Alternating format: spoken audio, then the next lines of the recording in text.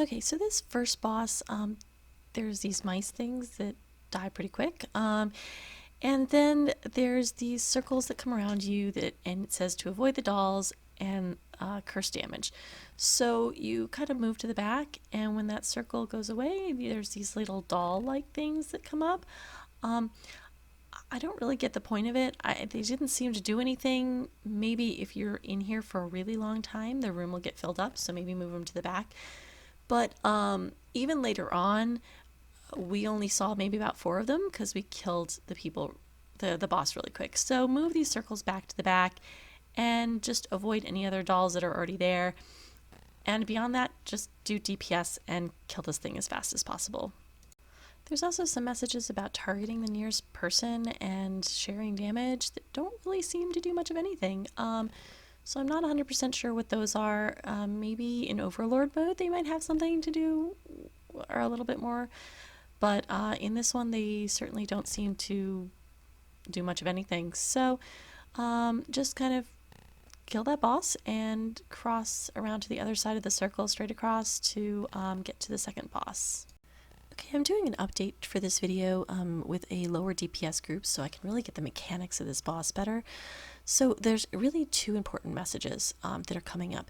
In here, one is Bruce will imitate the nearest player, and the other one is that we're in the real realm. So those 2 yellow messages are really important. So first off, we are being imitated. The tanks are being imitated, and you don't want to be imitated twice in a row. So I should move away from the boss so that he doesn't gain my tank abilities of a shield. So you need to watch whether you need to be close or far from the boss, depending on whether he's imitating somebody close or far, and if he's in your class. So if he's imitating a healer that's far away, the healer needs to move close to the boss. If he's imitating a tank that's close, the tank needs to move away from the boss, or a DPS needs to move closer so that they're closer to the boss than the tank. The other thing is these real and fake realm messages. So when you're in the real realm, you want to stay out of the yellow and share damage when it goes around somebody, just like you would normally. So see, he's sharing damage in the back, and we're in the real realm, so I'm going to go try and share damage with him.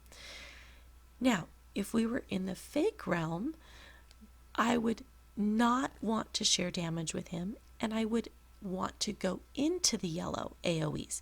So here we're in the fake realm again, and when the boss casts their AoE, we want to go into the yellow again. So here in just a second, she's going to cast the AoE, and then everybody will move into the yellow. See here, it's half the area now.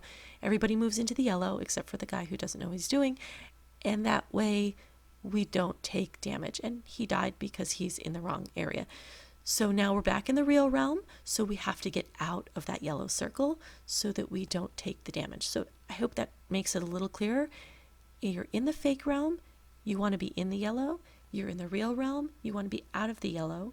If you're in the fake realm, do not share damage when it gets that yellow circle around the person. And when you're in the real realm, do share damage.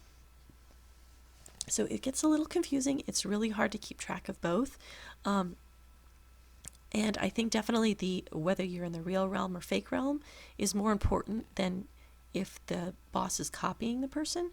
But it's good to keep an eye for both messages. Now I'm going to skip the rest of this fight because it's really long before we kill it, because our DPS is way lower than some of the other runs. But I'm going to go ahead and move on to the third boss here.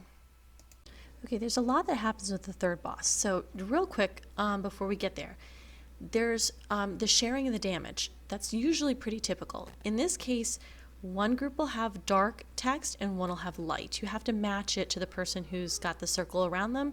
So if the person has dark text, the gray text above their head, only the people with the gray text above their head can go into the circle. So you just have to match it. So we'll go over that once we get to that section of the fight.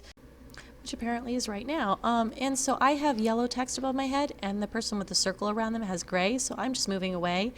And the person with gray text also went into the circle with her. So that's just something to keep an eye out for.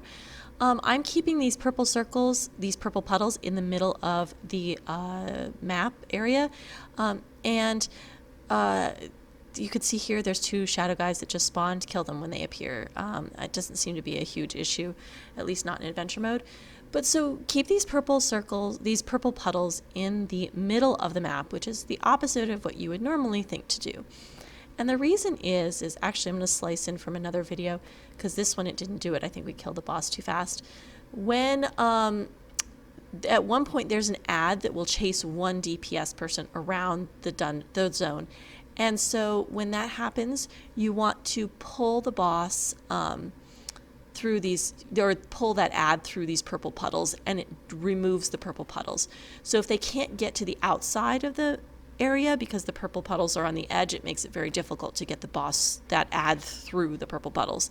So keeping them in the center helps. Now here you can see there's a person with a gray sharing the damage, and I have a yellow sharing the damage. So I match with the yellow and the gray matches with the gray. So that's just how we do that one. And again, I'm just going to see if there's there's an odd here. Again, we got the sister shadow thing. There's an odd thing here where, I guess we killed the boss too fast, where you have to go into the circle where the puddle is. Now let me see if I can get another video of that one. Okay, so the other parts are you get this message about be tainted with the scent of the shadow domain. I seem to work out pretty well if I went into the circle for that. So that's what I did. I don't know if that's right, but that's what I did, and it seemed to do okay. The other part is this red line that you get coming from one of your DPS players. You'll see him in the back, and he is leading the boss into these purple puddles, which is why it's important to kind of keep them in the middle. And as you lead the boss through each purple puddle, they disappear, and there's a counter that goes down that says you've led the boss through however many purple puddles. So that's the other thing that you need to do.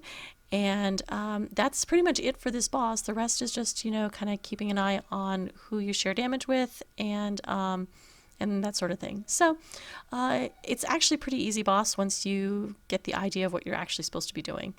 So this is VGO Girl, and you're watching VGO 40, and we will see you next time with the next dungeon.